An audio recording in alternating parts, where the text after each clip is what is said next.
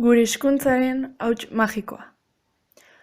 Martxoko egun batean, Olabide ikastolako zuzendaria irakasle bileran zegoen. Nagusiaren aurpegian kezka islatzen zitzaion. Zoritxarrez, bileraren helburua euskararen erabilpena alde batera ustea zen. Gaztelania indar handia hartzen ari baitzuen azken bolada horretan.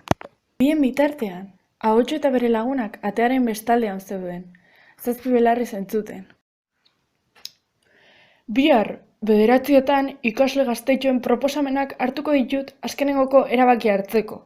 Baten batek euskara mantendu nahi badu, mantenduko da. Zuzendariak esan zuen. Azken horrek, ikasleen burua martxan jarri zuen. Ostean, Lasarteko parkera joan ziren. Bertan oso ondo pasa zuten, zapuekin jolasten eta euskara bultzatzen. Haatik, ahotsetxea joan zenean lagun guztiak gaztelania hitz egiten hasi ziren. Zuzendariarengana joan behar dugu, bihar bertan euskara kentzeko. Arrazoi duzu! Begira bururatu zaidana. Hurrengo egunean, ahotsu ikastolako bidean topatuko dugu. Baina, Antxon, apropos, gure protagonista geldiaraziko du, honako hau esanez. Ahotsu! Utzi esadazu txirrina mesedez.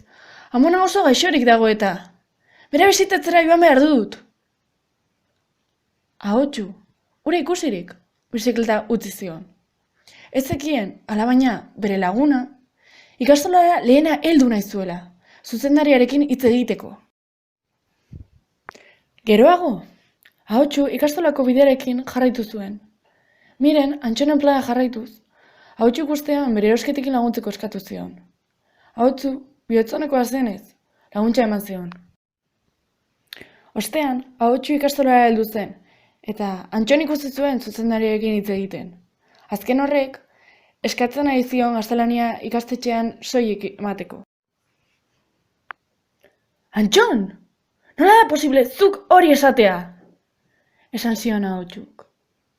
Nik nahi dut! Nik euskaraz ikasten jarraitu nahi dut. Benetan? Zuzendariak. Baina, guk ez dugu nahi, Antxon. Zuek, baldakizue zer den euskararen magia? Euskaraz bizitzea, jolastea, maitatzea. Ikus ezazue. Orduan, ahotsuk euskararen hauts magikoak atera zituen, eta euskararen edertasuna erakutsi zien. Benetan, hauts horiek indar izugarria zuten. Gaur egun euskaldunok euskara gure bizitzetan mantentzeko nahi adina.